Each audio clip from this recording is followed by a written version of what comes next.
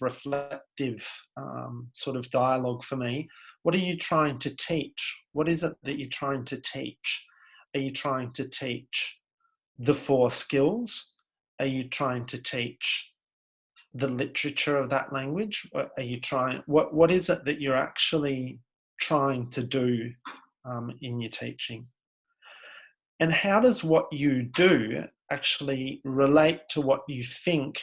And this is a really important consideration, what you've actually experienced as a language learner, not as a language teacher, but as a language learner, because the reality of language teachers is that we've all got language learning histories. We've all got relationships with languages. We've all had experiences learning languages. And what I find really intriguing is a lot, particularly maybe not in your context so much, because I think your context, the community languages education context, is a little bit different to schools teaching. But I'm particularly always sort of struck by the fact that, you know, we espouse something that actually doesn't square with our own experience of learning languages, of what we've done, what's worked, what hasn't worked. And I think that's a really important thing to think about. Okay, we're having a crisis, a pandemic, but I also have been going through a pedagogical crisis. I've been teaching Italian for 28 years, believe it or not. Yes, that's correct. I started as a toddler. Oh no, the same joke that I always tell. And I can't hear any laughing. I can see some laughing though. Recently, I mean, and I think this is interesting because, you know, I think some people can go through their whole life just doing the same thing. I'm not that sort of person. I sort of have to come back and relook. And it's also, for me, the question also hinges around who I am as a user of Italian. And that's a really interesting one for me because my history of Italian goes right back to when I was actually a toddler. But I come from a hyper Anglo family. And so I've got this hybrid sort of identity that's come about mainly because of circumstance. But it always sits under there. What I've noticed in a lot of cases is the good students stay good throughout, you know, through an arc of time. The weak students stay weak. I'm not afraid to say this, and I don't think it's a reflection on my ability as an educator either. This is another thing that has been plaguing me. The same mistakes appear over and over again, and it's regardless of teaching intervention. And sometimes they're mistakes that have never been taught, like weird things that students do, just weird, odd things. If I think about the languages that I speak, I know things in those languages, how to say things about things that I've never been taught. And you know, one of the ones to reflect on is, if you're thinking of English, the order of adjectives. Okay, if you've got a series of adjectives with a noun, we intrinsically or implicitly know the order to put them in. And if you put them in the wrong order, it sounds wrong, but we don't know why, and it's never taught. Now, this is a really interesting thing to think about when we're teaching languages, because what it tells us is there's something else going on outside the explicit grammar that a textbook might present. Now, how do we get access to that, and how do students get access to that? Get ready for some bombs to go off. there's very little evidence that explicit teaching leads to language learning. Extremely poor evidence. And in fact, there is some evidence that teaching is actually detrimental to language learning. So just to add to a crisis, here come some facts from, and I just said a word.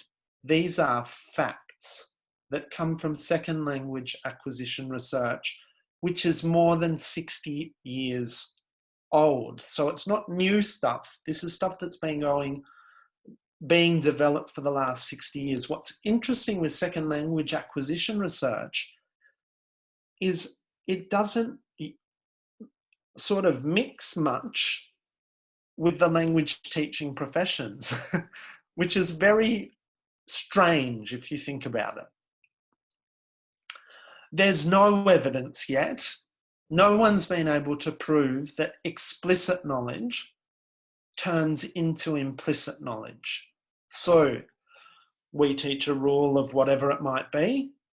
There's no evidence that there's a magical process or a change in the brain that takes this explicit knowledge. So imagine, I'll speak to the languages that I deal with, the verb endings of a particular tense, okay?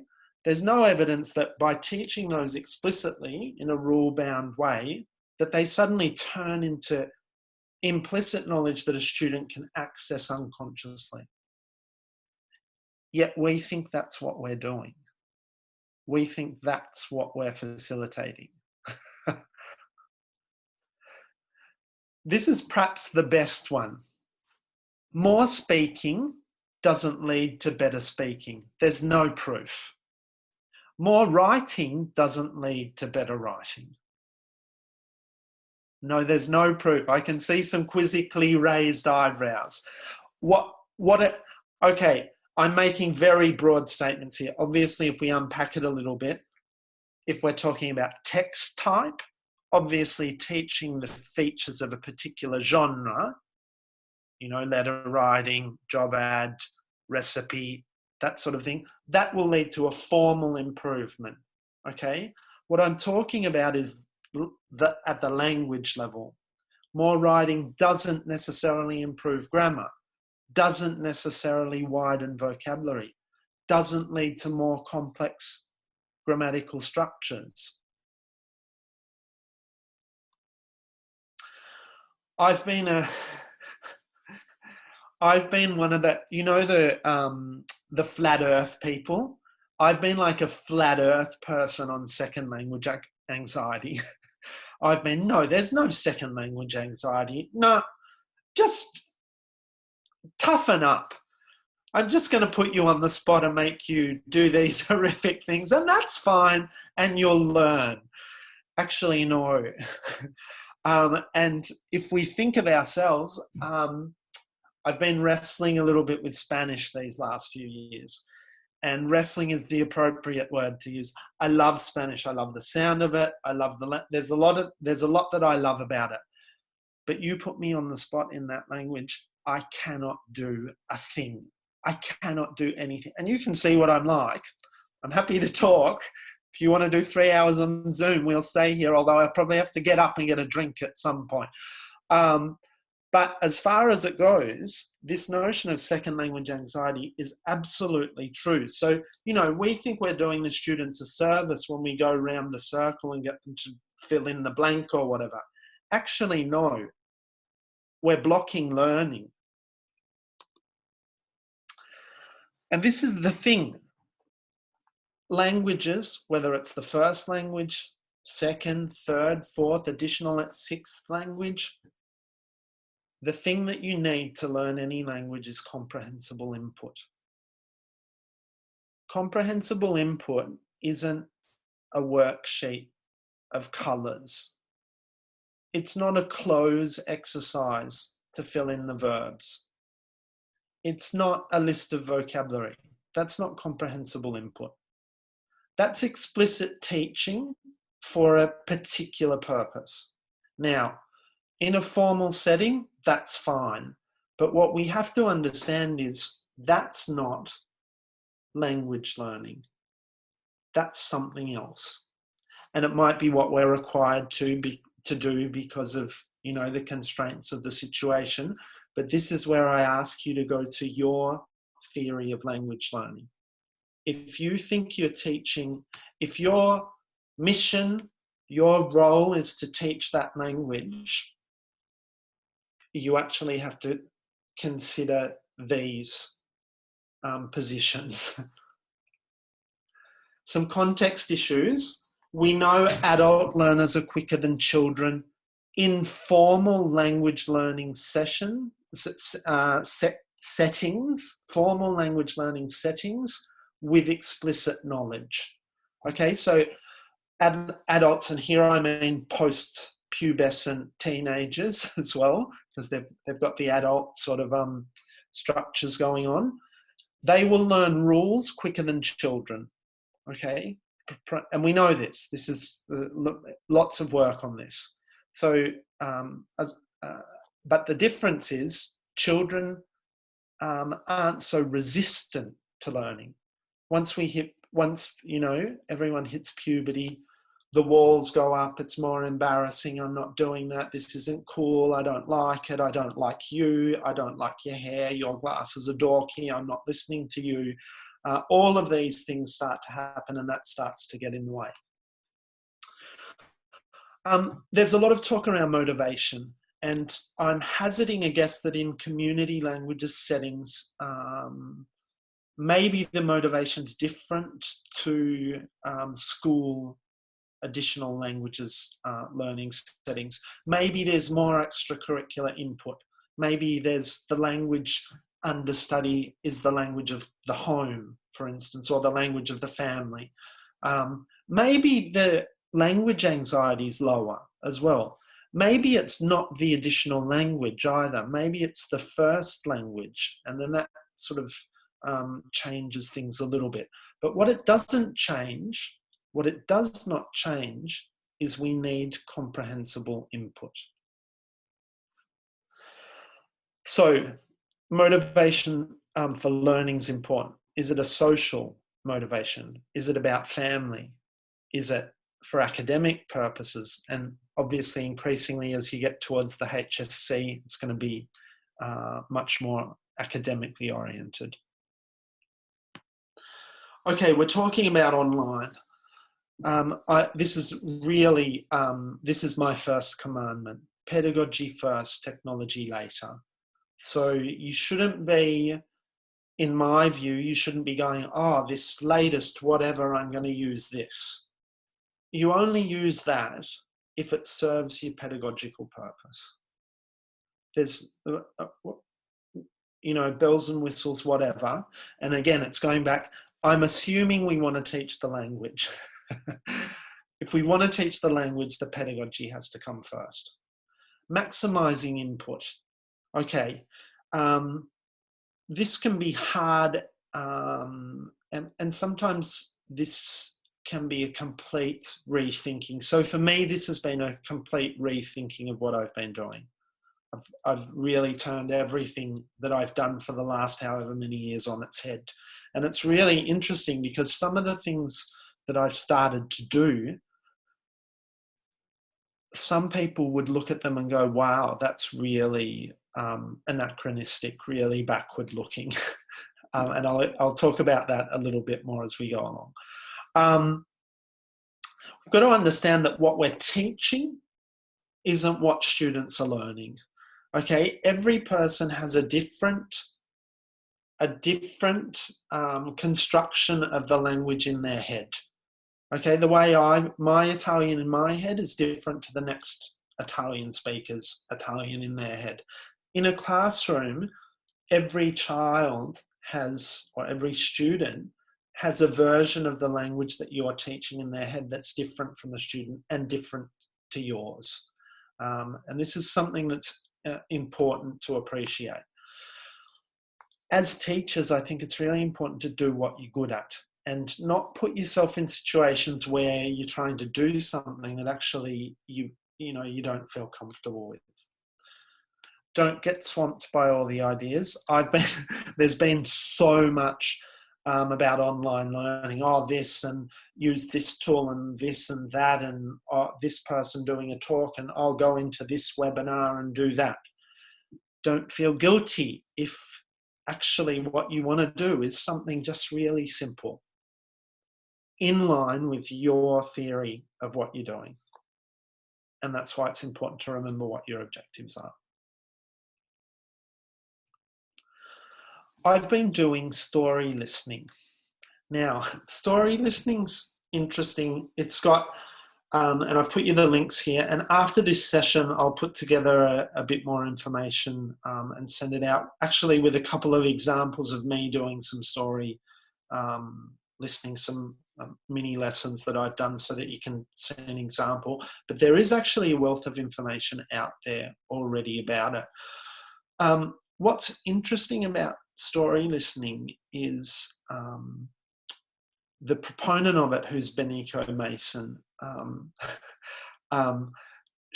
She really promotes using drawing too, and so I've actually, when I've been teaching, I've got a whiteboard here at home that I use to do drawing on. I'm really not a very good drawer, so I actually have to practice when I'm preparing my stories. But I will send you after this, I'll send out something and you can see an example of my fabulous drawing. When I was in class doing this, it would be absolutely hilarious, because the students they'd be in fits of laughter with my drawing. You know, I can hardly draw a diamond shape.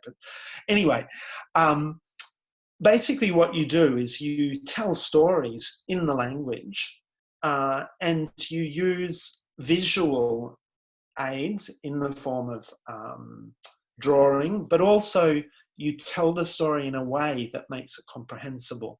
So you might use synonyms, you might slow it down, you might you might write an English word down every now and then for a difficult concept, but essentially you just tell a story. And what's really interesting, I started doing this for the first time last year, and I thought I'd get a lot of pushback from my students saying, "Where's my grammar lesson? You know, why are you just telling us stupid stories? Why aren't we? Where's, you know, there's no structure." Extremely positive feedback. I was stunned. And bear in mind, I work in a university with very highly strung, high-performing students. So they're not slouches by any means, and that, you know, if they're not happy with something, they'll tell you. And so I was really surprised. But what the aspect that stood out to me was they felt relaxed in class. They were like, "Oh, I just really love coming. I don't feel like I'm going to get put on the spot with some hell grammar question," which I love asking. And so it's really interesting for me, because there are two aspects there. There's the theoretical side. So it's got a theoretical basis, but it also squares with what I'm trying to do, which is I'm trying to get these students into the language in a way that sort of is a bit more natural. I've also been using this semester Flipgrid, and I'll show you in a minute a little project that I'm doing. Flipgrid is a video platform, and what I really like about it is it's geared to education. So it's actually designed for educators. Essentially, what happens is the students make a video, and then depending on how you've got it set up, someone responds to their video with a video, and it just goes along like that. I'll show you what it looks like in a minute. It's interesting because it's one of the things I like about it is it's very straightforward, so not technologically challenging at all, neither for me nor for the students. What's interesting is we've got this other interesting notion about our students, that they're very good online. And what I'm realizing is they're good at some things online, and at other things they're absolutely hopeless, and I'm far better. And I'm not saying that in a boasty way, but what's interesting is don't be fooled by this notion that you're technologically worse off than they are, because maybe it's not the case. Some things about story listening, I'll just say a couple of things about these two ideas. Comprehensible and interesting texts as input. So you've got to pick out stories that are not too long, not too short, that have got a bit of a hook in them, that are interesting, and that'll somehow get the students in. I've been telling them both live, so this sort of thing on Zoom, and then I get my whiteboard and I write something and whatever. But I've also been pre-recording them, and that can be really good as well, because you can use other supports like a PowerPoint. So, and I'll show you, after this session, I'll send out 2 examples, one where I've used a PowerPoint and one where I've used drawing. You can also assess this. Now, the assessment's interesting. It's not the typical comprehension sort of assessment. So, so not sort of sentences like, who was the main character? What you're looking for with, and this is what sets the story listening apart a little bit, is global comprehension. And so you use things like recounts. It could be in the language, or it could be in another language. So it could be in English or in the language under study.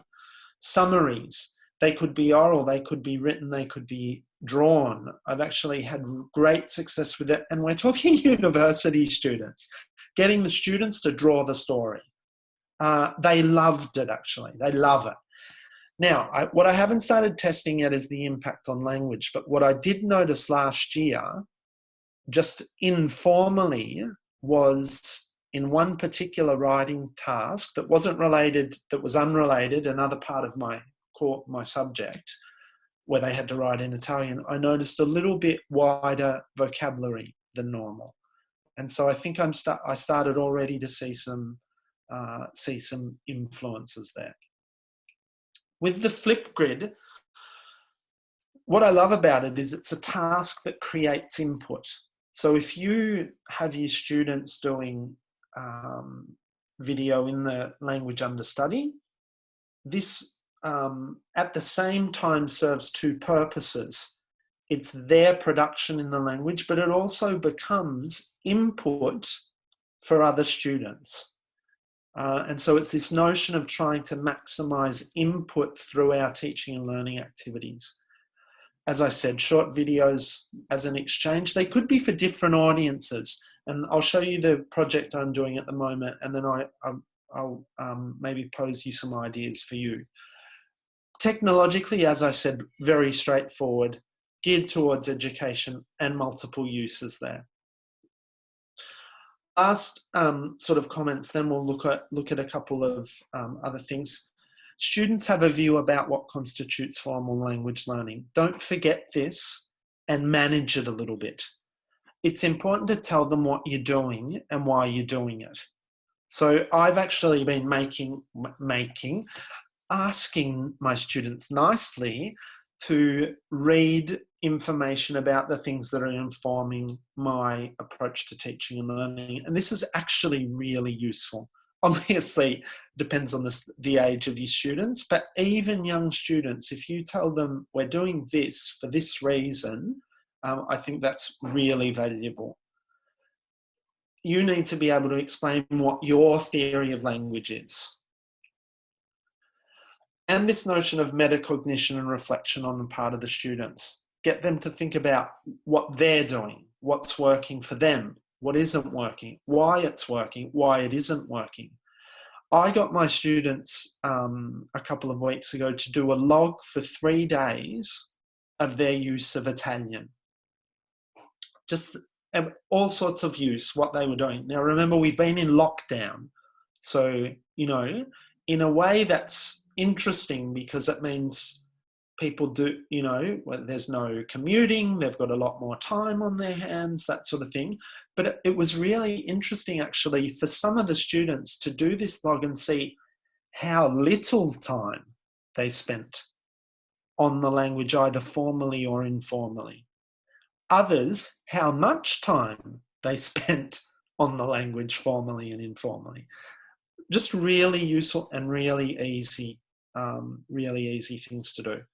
And remember that skills develop differently, okay? Writing can be good, speaking. You know this, but it's, we all know this, but sometimes it's sort of, I don't know, it's eclipsed. Students' skills won't develop in the same way. Some will be very good, you know, some will have very good speaking, some will have very good reading, etc. What tends to get left behind, though, are the receptive skills. And that's got a lot to do with the way our curriculum documents are written. They're very much geared towards production. Remember what I said at the start. More writing doesn't mean better writing. More speaking doesn't mean better speaking. You want better writing and speaking, we need better reading, listening, and viewing. We need more input. It happens naturally.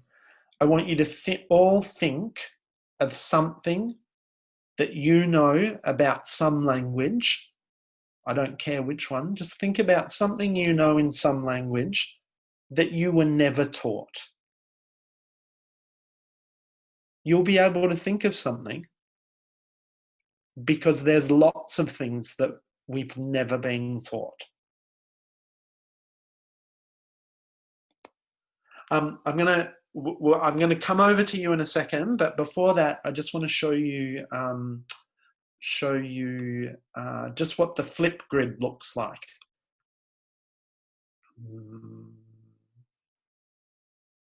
I thought I'd shut all my my windows, and there seems to be a multiplicity of windows open.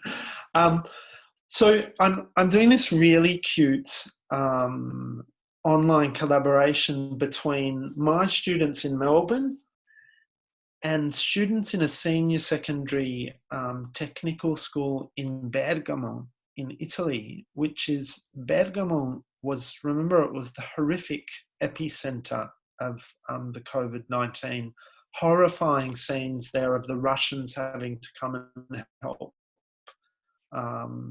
get rid of the coffins, because that's the amount of people that were dying there. Horrifying sort of situation. It came about purely by chance through a connection through one of my colleagues, and it's actually been fabulous, because what I'd had planned was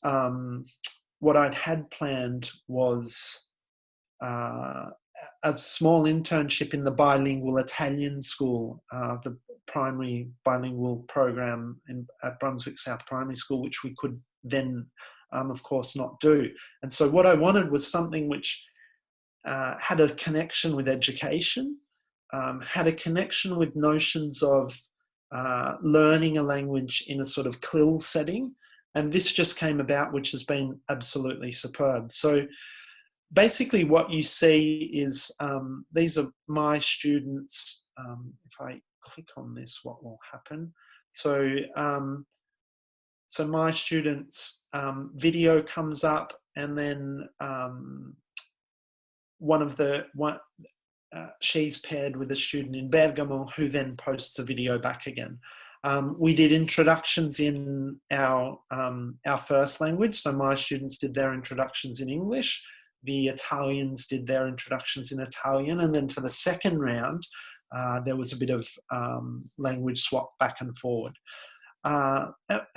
It's actually been, it's kept all of the students motivated. My colleagues in Bergamo have said that they can't believe the investment on the part of their students that have been just, and they're at the end, almost at the end of the school year. So we were all a little bit nervous about getting sort of engagement, but it's been really fantastic.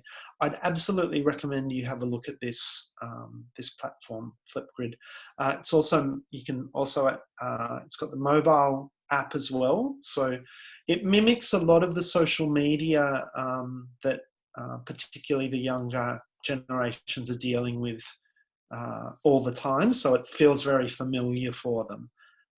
It's got a whole, from the educator page, you can do all sorts of things. You can evaluate, you can set marks, you can look at statistics, all sorts of things. So it's actually, from a teaching and learning point of view, very useful also. I saw someone, I'm going to come back to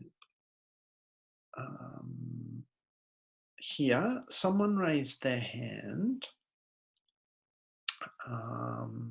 So, okay, here's a hand. Now, how can I, have you got a question? I can, what do I have to do? Sorry, I'm in charge. I'm never in charge. Let's see. Now you're seeing how hopeless that, Alex, can you take charge again?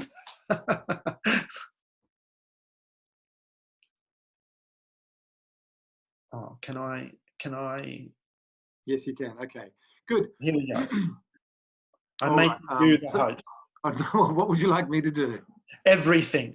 Oh, all right. So at this point, I was just after my talking, I was just going to open up for questions and comments. Sure. We have to unmute people, so I think the best way to do it, Matt, if you don't mind, if people raise their hand, or if I can have a look at the chat, and we'll take, or you can just have a look at the chat. Sure. See how we go from there. If anyone's got questions, any hands or questions? Oh no, everyone's got anxiety. Anxiety. Anxiety. Sorry, exactly. Dad joke. Dad joke. Yes, it is. Yes, it is. But I have to say, look, it's excellent that we've got something. I mean, I think you made some really interesting, very, very valid points. The fact that we shouldn't, maximize input. You said, don't get swamped. I think that's probably the most important thing. I mean, it's good to hear it time and time again, because we do tend to emphasize that. One of the problems with it is that with this teaching is that you do get swamped. There is a question. It seems Flipgrid is not for very young kids. What do you say? As far as the Flipgrid goes, I think you can customize the access to it so that it could potentially be used at any age group. The issue is the young kids would have to log in. So that's what you'd have to work through. So you'd probably have to have support from a parent or guardian. There's another question. One was about how do you actually use Stories First, that website? Yeah, so the Story First website's organised in a way. It's got a bit of an archive there of stories, but it's also got some professional learning, which is useful. So I'd suggest that you go to the link that I've given first, the Learn link, which gives you, if you're unfamiliar with the sort of approach, go there, have a read of that, and then just explore the website. The question here from Padma, can I give you an example? I'm not going to give you an example now, but after the session, I'll put something together that that Alex can distribute, that'll have a couple of examples of story listening. Or there are also examples of story listening on that on that website. Can you see that question there? There's one there where, no, practice writing. Hang on, they're moving a bit too quickly. Yeah, Jing's asking where to listen to my story reading. Yeah, when I post it out, you'll be able to listen to it. So hold on to your seats, it's coming. Alex, do you typically follow up with people? Absolutely, yeah. So I actually made a comment just before in the chat that with any information that we have available from Matt, it'll be posted on our Google Classroom. So it's a New South Wales Federation of Future Language Schools Google Classroom. Then there's this will go on a YouTube channel that is also the New South Wales Federation of Future Language Schools. Yeah. YouTube channel. So we'll share everything if that's okay with you. Sure. Let me answer. I'm going to answer Lena's question. Could you please show us how to do the storytelling on Zoom? Okay. Zoom, you can just do a meeting like this and do it live. So you can do a meeting like this and do it live with your students if they're in the room with you.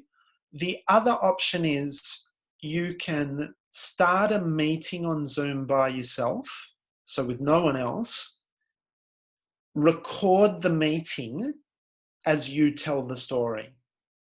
Okay? Once you've finished recording the meeting, you press stop record, and it will, Zoom will automatically save it for you as a video, which you can then distribute to your students. So they're the two options. It takes a little, you got to practice a little bit if you're doing the recording, and that's the issue. I was doing one story a couple of weeks ago. I kept having to stop because there was too much swearing, because I kept saying, I kept getting to this one bit and I just got it all wrong and then said 1,000 bad words and then had to stop. So, you know, you had to, then I had to do some breathing and start again. So yeah, it can be a little challenging. So you got to be in the right frame of mind to do it as well. But yes, I will. I'll send you out. I'll get Alex to post some examples for you. Another question just went past. You say it's not only me that says practice on writing doesn't make better writing, but yes, I'm the one reporting it tonight.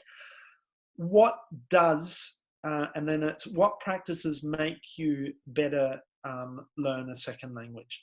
Okay, yeah. Now this is a whole theoretical upturning. A little bit challenging. It's a bit counterintuitive, because what we think is we have to tell our brain things. Okay, this is where the whole explicit teaching thing comes from. We think that if we're not telling our brain by explicitly teaching something, that the brain's not going to learn it. So we think we have to teach rules and lists of things and, you know, that sort of thing. But actually, if we stop a minute and think of first language, okay?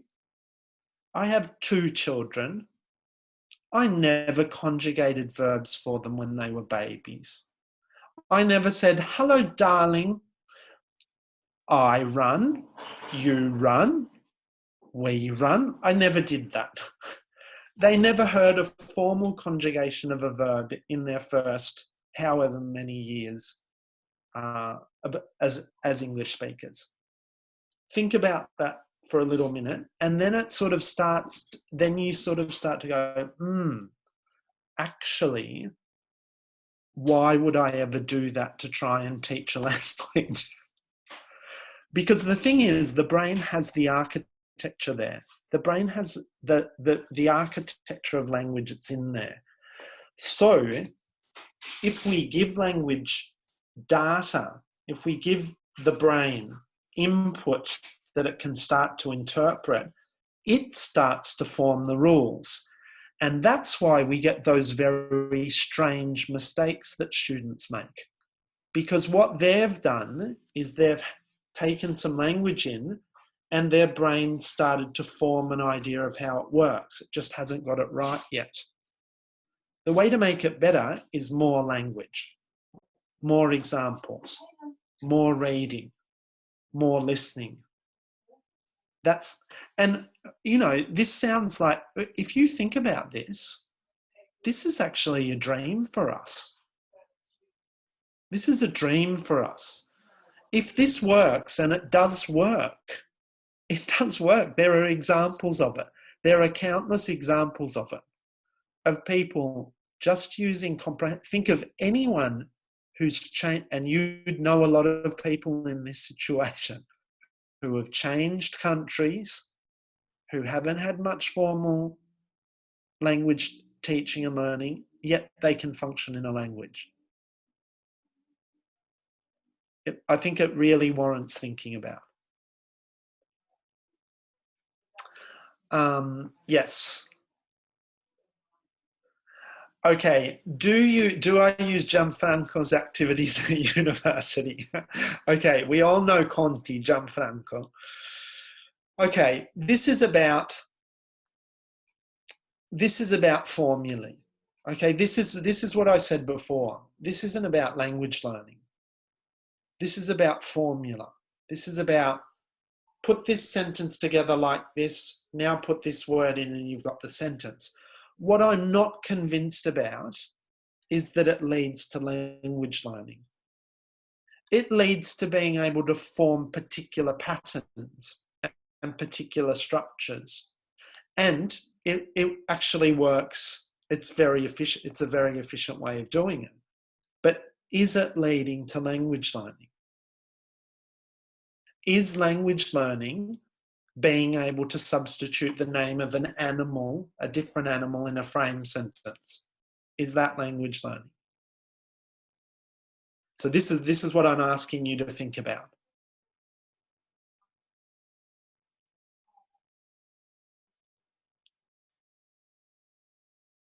Back to the host. Back to you, Alex.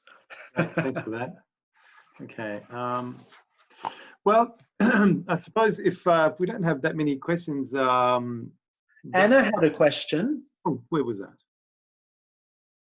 Yes, you. Yes, you. I'm looking at you. Did you say that there was a question by Anna? Yes. Anna, do you want to post that question again, or we can unmute you?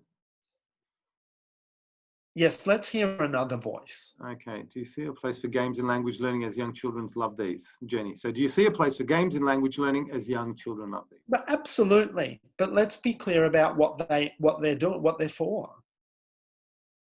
But let's be clear that, you know, you're developing a particular skill which isn't necessarily language learning.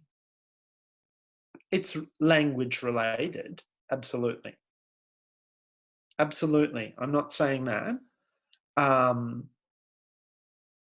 is it language learning? That's what I want you to ask yourself. And I also want you to think back to what I said before about the good students stay good, the weak students stay weak. Okay, a student might be able to do those drills, might be able to do, you know, Duolingo, whatever. But I love those. That's what my brain's like. You know, some kids love those. Some kids love that because they've got that sort of brain. But I do 2 crosswords every morning. I do a crossword in English and I do a crossword in Italian. I'm not sure that I'm learning any new words, but I just love doing it. I don't know if it's language learning. Maybe I should try. I know what I'll do. I'm going to try doing a crossword in Spanish. Then we'll know if I'm learning anything. I love this. I'm loving this. There's some questions over here. How do students read comprehension before students learn the sentence? Well, let's think about how students understand language before they can read and get to school. Of course, students can understand language before they can read. So I'm not suggesting we do that, because I mean we're tending to have kids of a, you know, not young kids, but older kids. So obviously reading as an artifact is important, but don't forget that people can learn a language purely orally. They don't need to be able to read. Reading's also a technology. It's a technology that we use. The other question, how can I encourage kids to do homework? Homework. bribery, payments, if it's for being a little less frivolous, if it's got to do with formal teaching and learning, tie the homework to marks. That always gets you need a strong extrinsic motivation. And this is why sometimes something like a story listening approach can actually trick students into doing the work because it doesn't feel like work. If they're watching you tell a story, they might do it because they don't think they're doing any work. But actually, they're doing some good work.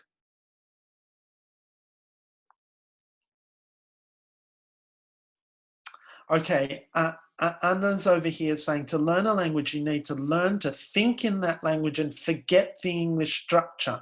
Actually, Anna, I'm sorry to tell you, but all of the research is against that. All of the research says the opposite to that. Current research actually says that good language users marshal all of their linguistic resources at once. So this notion that languages are in our brain, like, oh, English is over here, Italian's over here, my Spanish is over there. No, actually, what we're starting to realize is no, it's all one. It's all one in there. So this notion, this is a particular notion. It comes from the behaviorists of the middle of the 20th century. It comes out of particular approaches to teaching and learning. No, you don't need to forget the other language. You actually need to use that to your advantage. Singing, absolutely. But again, any activity that you're thinking about, what you need to think about is comprehensible input. So if you're teaching kids with songs, okay, the songs have to have something in the text that's interesting and about the language and useful, okay? So formulaic songs like ciao buongiorno, come stai? I mean, a song like this, that's fine. It's got some fun, but it's not really extending anyone. It's not really, it's not much different from a drill, actually. How do we improve vocab? How do we improve vocab? Comprehensible input. You extend the students with a story that gets them in, and incidentally, they start to learn words. And we know this happens because that's how you learnt your first language. Incidental vocab. That's how you learnt it. That's probably how you learnt your additional languages as well. I know a lot of words in Italian that I've never been taught in a classroom. Matt, do you mind if I Yes. ask something? I think I might speak for quite a few of our Sure. teachers. I visit schools quite a bit, and one thing that I tend to see a lot of is the teachers are using across the board the English. They're not using the target language because it causes all sorts of issues. I know it's not a black and white answer, but if you've got anything that you want to add to that, do you want to maybe illuminate us on something regarding using? Because I'm all for it. I agree with you. I mean, it's got to be incidental, of course it does. Sure. I'm one for going gung ho to a point, but if you've got anything to say, that'd be, I think. Sure. This is I mean, again, I was, like I said earlier, I was a flat earther about using English as well for a long time. You know, I sort of maintained a very strict Italian-only policy in my classroom. And I mean, if you start to look at the research, it's actually really interesting because it doesn't, and it goes to everything I've said. That's fine. You know, if you only use Italian, that's fine for the good students. but no good for the weak students. And everyone stays in their place. Everyone stays exactly where they are. This is why using the target language or the language that you're teaching with comprehensible input is important. So you have to curate the texts you choose. Okay, you have to choose texts that are going, I'm sure you're familiar with the zone of proximal development, you know, the I+1 notion, that you use what the level the students are at, and then a little bit extra, okay? So it requires a lot of thought, but actually teaching requires a lot of thought. Really, it requires a bit of thought. So you've got to choose, and you might have to, I mean, if you're going to do something like this, you might have to experiment a little bit. Try some stories, see if they work. Try different stories, see if that one works. You might choose a lot of story listening uses fables, sort of. And what's interesting is, and I don't know if it's like this for other languages, but particularly for the Romance languages, children's books aren't simple. The language is not simple. They're not straightforward. And they actually need a little bit of work to get them to a level where they're good for learners. But I've actually found some very good children's books that are useful. Listen to what I'm saying. Children's books, university language learning.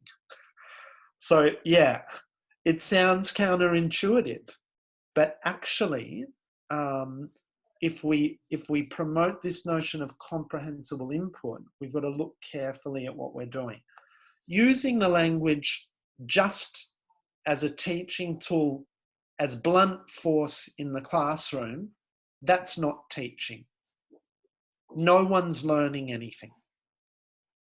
And if you're going to do that, then you'll need English, because actually your use of the language isn't effective, economical, or efficient. You'll need to support it with English because it's not comprehensible. Does that make sense? Okay. Yes. Can I just answer a couple more questions where I know time is almost upon us? Students always use informal language when they write.